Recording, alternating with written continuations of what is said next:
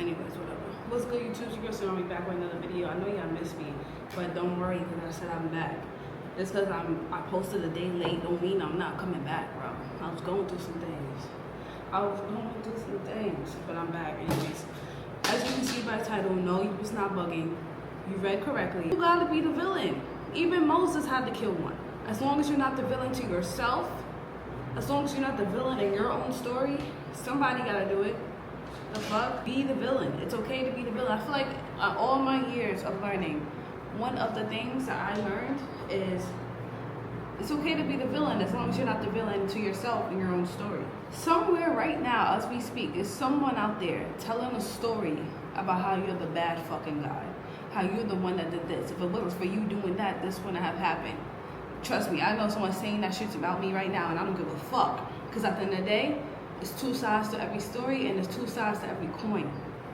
You said no to something. You left. You stopped answering. You stopped choosing them over your comfort. Now you're the bad guy. Now you're the worst. You're the worst thing running right now.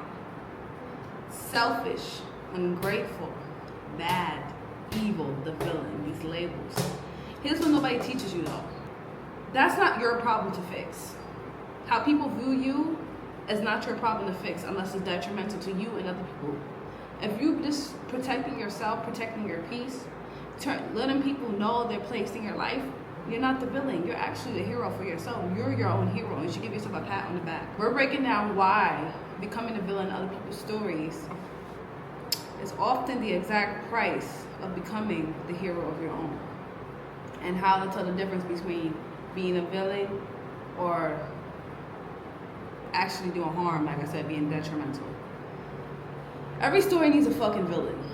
Every good story, every good Disney story, even in other stories, TV shows, everyone needs an antagonist, a protagonist. Think about it.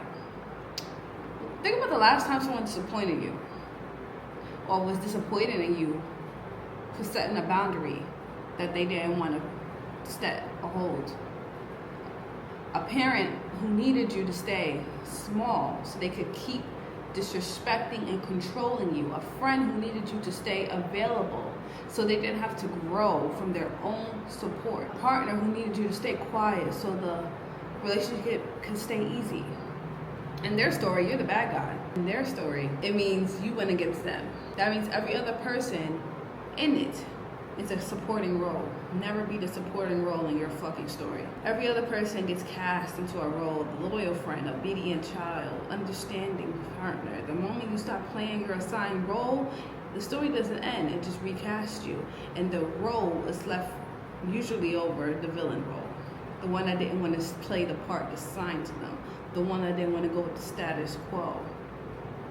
This is a structural fact about stories, not a verdict on your character per se. Someone doesn't like the villain in the story because they didn't do something evil. They become the villain because they stop serving the protagonist plot, aka stop people pleasing, stop going out their way, stop fucking over their own boundaries to please the protagonist. The cost of staying the good one.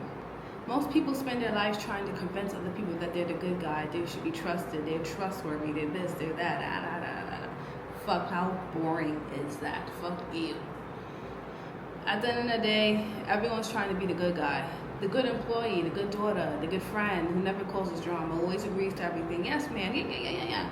The good ex who stays cordial no matter what, always checks in. It sounds noble, but it's exhausting because you're not being true to yourself. Because of you outsourcing your character to whatever role you're trying to fulfill, the truth is you can't be the hero of your own story and the supporting player in everyone else's at the same damn time. You gotta have to choose. These two things could pull in opposite directions. The hero makes decisions based on who they are, their growth, their values, their timeline. The supporting character makes decisions based on what keeps the protagonist, the hero, comfortable. Every time you choose the second one, hand someone else depend to your life, your story. And you don't even know what the fuck they're gonna write. This is the part that people get wrong. Let's be precise here. Being a villain in someone else's story means You disappointed their expectations. You said no. You stopped absorbing consequences that were never yours to begin with. You outgrew the dynamic and didn't wait for permission.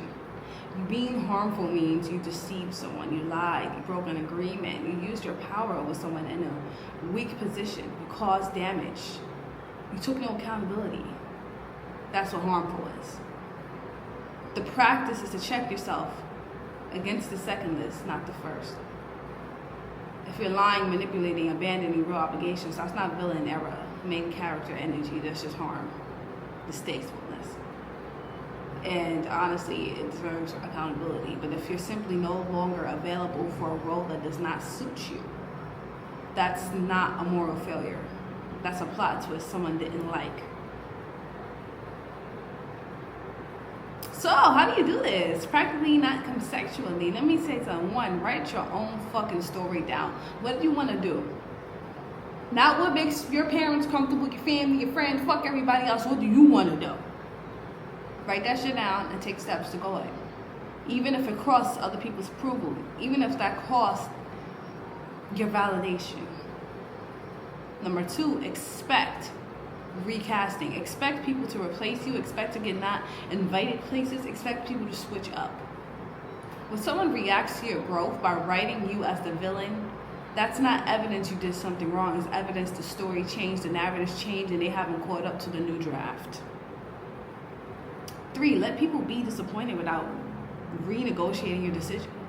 Once you and the organization of you make a decision, you gotta stand firm, 10 toes. Disappointment is data for them to process, not a request for you to undo your choices. 4, check your own hands before you accept the villain label. Or label it as fair or dismiss it as unfair. Ask honestly, did I deceive? Did I hurt? Did I lie? Exploit? Did I break a promise? If not, wear it. If yes, you have some work to do. Sorry to say.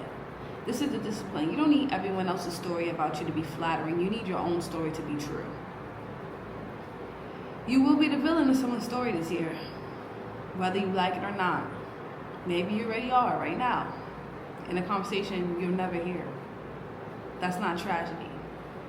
Tragedy is spending your whole life trying to be the good guy in everyone else's script instead of writing your own. Be the villain if that's the price. Just make sure you're the author. Make sure you're the writer, the director, the choreographer. If this landed, subscribe. Share with someone who needs to hear this. And most importantly, let me know in the comments. Are you the writer of your own story? Are you the villain? Or are you the good guy? Are you the side character? Or are you the main character? Comment below. I love y'all. Stay safe, and I'll see you in the next one. Peace.